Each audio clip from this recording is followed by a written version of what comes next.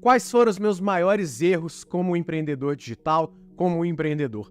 Nesse vídeo, eu vou compartilhar com você 4 coisas que aconteceram comigo ao longo da jornada e que eu julgo que são os meus maiores erros. E é interessante que eu não vou falar nada muito concreto e específico do tipo eu errei nisso, errei aquilo. O mais interessante é que os meus erros foram erros de postura, erros que eu fui aprendendo ao longo da jornada e que eu vou compartilhar com você para que você não erre na sua jornada. E eu vou deixar para o final a dica mais importante, mas todas as 4 são extremamente importantes para você na sua jornada empreendedora. Então fica comigo até o final, que eu tenho certeza que vai valer a pena. E se você chegar até o final, comenta a palavra-chave que eu vou falar lá no final do vídeo. O primeiro grande erro foi duvidar da minha capacidade, duvidar do que eu tinha que fazer. Muitas vezes eu sabia o que deveria ser feito, eu tinha uma noção muito grande do caminho a ser percorrido e do que eu tinha que fazer naquele exato momento. Mas eu acabava postergando, eu acabava pensando, será que eu devo fazer isso? Será que eu estou preparado? Será que é a hora? Será que eu devo deixar isso para amanhã? Será que está maduro o suficiente? Será que eu devo fazer ou não? E o que aconteceu? Muitas vezes eu deixei de fazer, outra pessoa foi lá e fez, e roubou ali o meu pioneirismo, ou então eu deixei de fazer e perdi uma oportunidade, e perdi o timing do que eu deveria ter feito. É muito normal que quando você trabalha com conteúdo, você precisa trabalhar com algo que está em alta. As Olimpíadas, as eleições, agora as eleições americanas, sempre tem alguma coisa, algum assunto que está em voga. Lá tem o Puff Daddy, sempre tem alguma fofoca, alguma coisa que está em alta. E às vezes, quando você está titubeando, quando você duvida, pode ser que o hype, pode ser que toda essa empolgação em torno de um assunto cabe. Pode ser que o assunto deixe de existir, já foi, já passou as Olimpíadas, vai passar as eleições todas.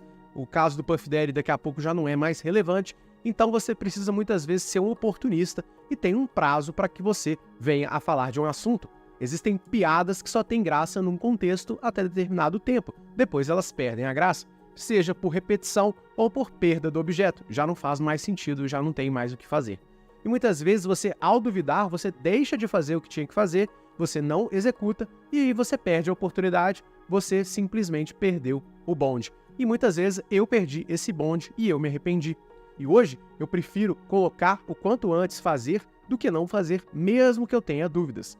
Exemplo disso, criei um vídeo sobre a BYD lá no Passo a Passo Empreendedor, falando sobre a quantidade de carros que eles têm em estoque e os desafios que eles vão ter a partir de agora. E era um vídeo que eu não tinha muita certeza se daria certo ou não, porque é um tema relativamente controverso, não sei se as pessoas iam gostar, mas ainda assim eu criei o vídeo, eu postei o vídeo, e teve aí cerca de 200 mil visualizações no momento que eu estou gravando esse vídeo. Então olha só, eu poderia ter deixado de ter essas 200 mil views simplesmente porque eu não estava confiante no produto, porque eu estava ali muitas vezes deixando que aquelas vozinhas ali na minha cabeça fizessem com que eu não fizesse o que eu tinha que fazer. Então muitas vezes é melhor fazer e dar errado do que simplesmente você duvidar da sua capacidade e deixar de fazer. E muito provavelmente alguns erros que eu vou citar daqui em diante tem correlação direta com essa questão. Por causa disso, lembre-se sempre, é melhor você executar mesmo em dúvida e aproveitar a oportunidade, pegar a onda, surfar a onda, do que você deixar de fazer e se arrepender.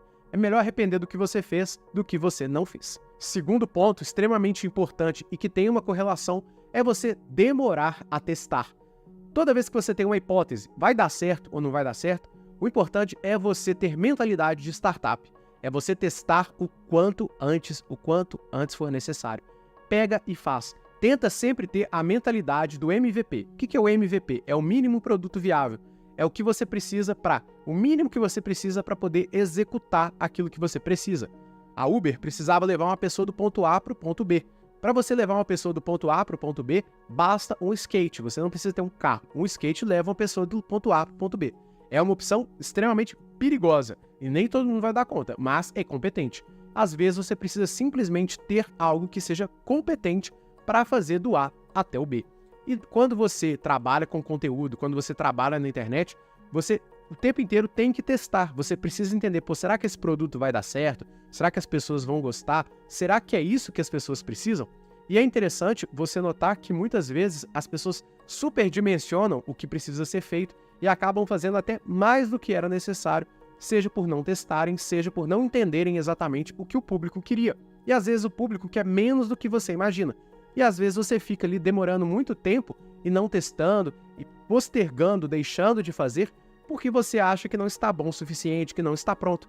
E pode ser que você passe muito tempo se esforçando por alguma coisa, e quando você coloca em prática, essa coisa ou já está defasada, ou então ela foi muito mais do que as pessoas precisavam, você investiu mais e não vai ter o retorno que você esperava, porque as pessoas precisavam de muito pouco. Um exemplo bem legal disso é o Código da Riqueza, que foi um produto do Primo Rico em parceria com o Ícaro de Carvalho, que eles tentaram replicar o sucesso do Congresso Brasil Paralelo, que foi o primeiro produto ali da Brasil Paralelo que eles venderam um congresso. O Ícaro de Carvalho era ali o facilitador, o marqueteiro do programa, e aí o Primo Rico se associou ao Ícaro e eles tentaram fazer um produto similar no nicho de empreendedorismo, no nicho de riqueza, de investimentos, e fizeram o Código. Basicamente, os dois produtos eram uma coletânea de entrevistas com especialistas.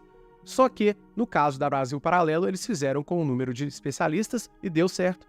No Código da Riqueza, eles fizeram com uma série, se eu não me engano, 35 ou 40 ou até 50 especialistas, e aí fizeram um produto.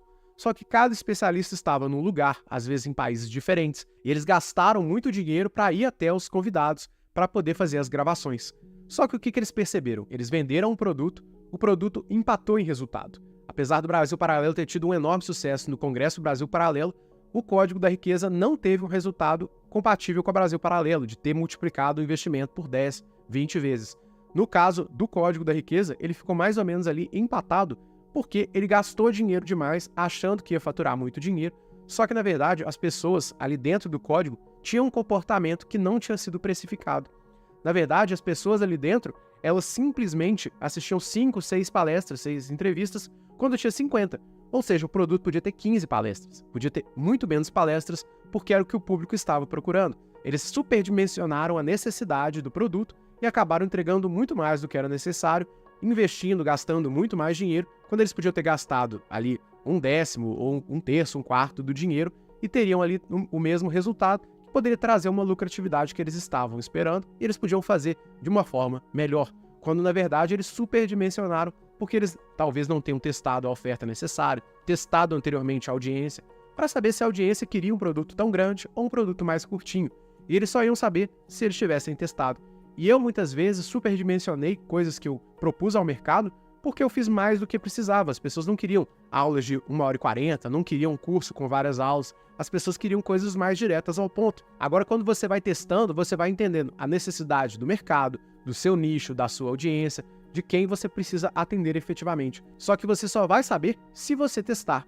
E muitas vezes eu deixava de testar por preguiça, por medo, por insegurança, ou às vezes por achar que as pessoas precisavam de muito mais do que elas simplesmente precisavam. Elas precisavam de 5, eu estava pensando que elas precisavam de 30, de 40, de 50, e eu perdi aí uma grande oportunidade por achar que as pessoas queriam mais do que elas realmente precisavam.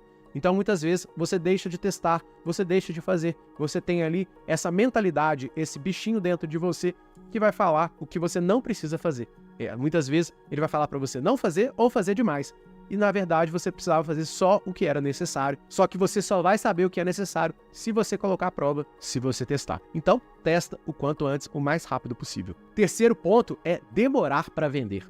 Essa é uma dificuldade muito grande, que às vezes a gente pensa que o nosso produto ainda não está pronto, que a gente precisa agregar mais e mais itens ao produto para poder colocar ao mercado, para criar valor, para que as pessoas ali vejam valor no preço que elas estão pagando. E muitas vezes o preço já está adequado, você está entregando valor, mas você fica ali com uma insegurança e pensa, não, eu vou agregar mais coisa, mais aulas, mais entrevistas, mais funcionalidades, mais coisas, quando na verdade era necessário só muito pouco. E você acaba ali, para desenvolver todos esses valores, você gasta muito tempo e seu produto fica muito atrasado.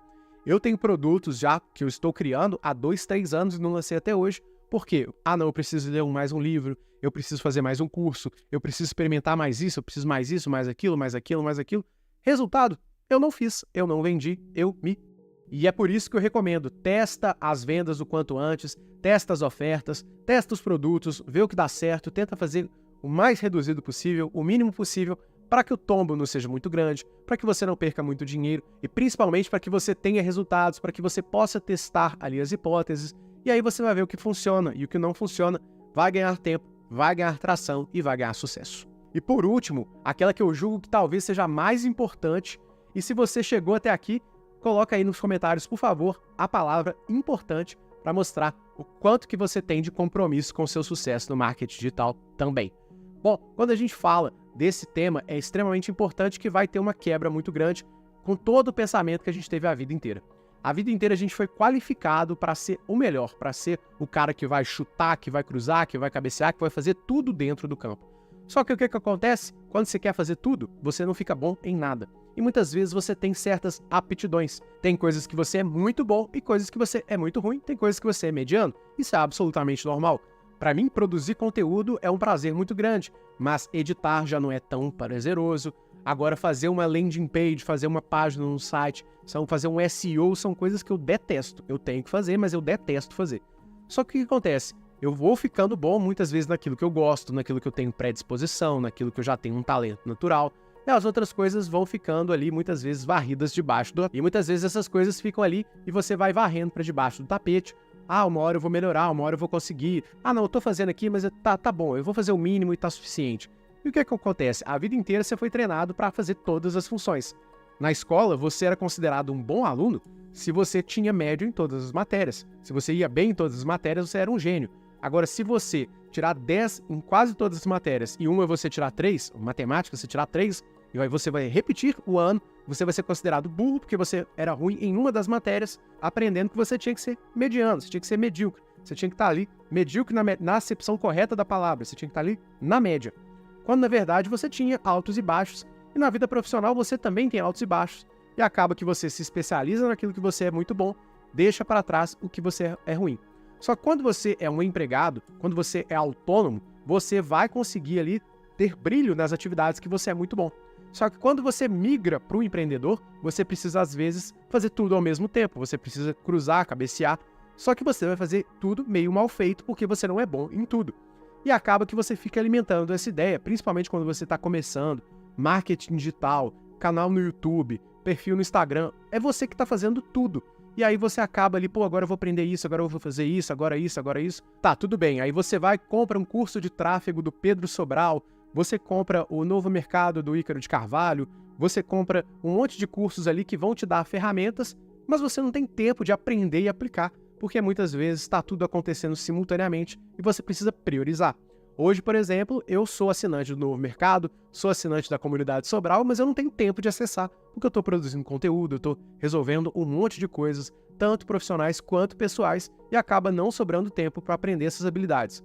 Resultado, eu continuo bom naquilo que eu já sou bom, mas aquilo que eu tenho de deficiência eu não consigo atacar, não consigo melhorar, porque eu não tenho tempo.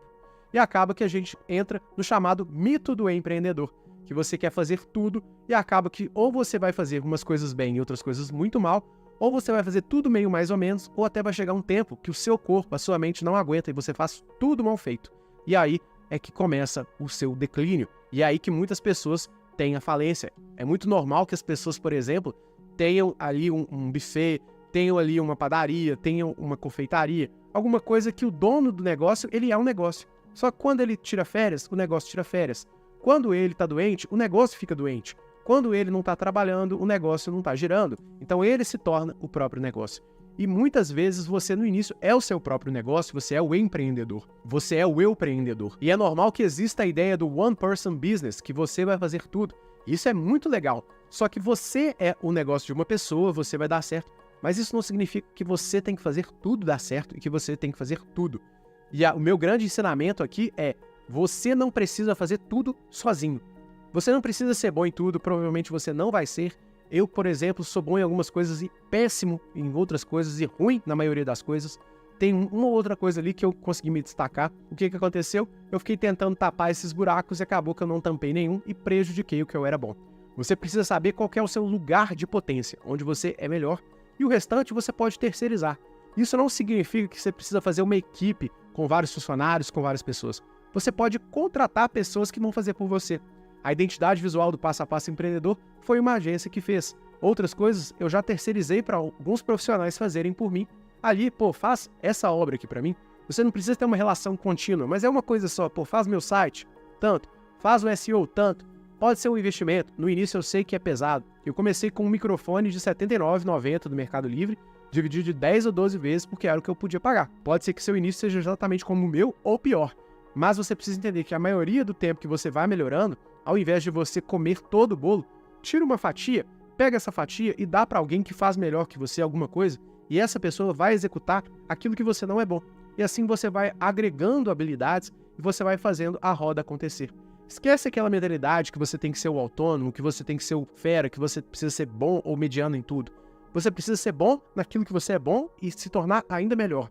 Agora, aquilo que você não é tão bom, passa para os outros, terceiriza, contrata uma empresa, contrata uma ferramenta. Hoje tem inúmeras ferramentas, joga para o ChatGPT, paga o ChatGPT especial para você ter ali todos os recursos. Faz alguma coisa para que não fique tudo nas suas costas. Porque, infelizmente, você pode pôr um monte de coisa no seu lombo, mas alguma hora você vai ceder, você não vai dar conta, e aí seu negócio sai prejudicado. É o maior ensinamento, é um ensinamento que eu acho que todo empreendedor tinha que ter desde o dia zero. Não faça tudo sozinho, esquece. Não adianta você achar que você é o super-homem. Você pode ser o super-homem durante um tempo, mas durante todo o tempo, infelizmente, isso não vai acontecer. Se você chegou até aqui, coloca o importante aí nos comentários. Se você tiver alguma dúvida, pode comentar aí que eu vou tentar responder o mais rápido possível, seja nos comentários ou gravando um vídeo específico para você. E é isso, até a próxima. Não se esquece de se inscrever no canal, deixar seu comentário, seu gostinho, e a gente vai se ver muitas vezes aqui dentro do canal. Grande abraço.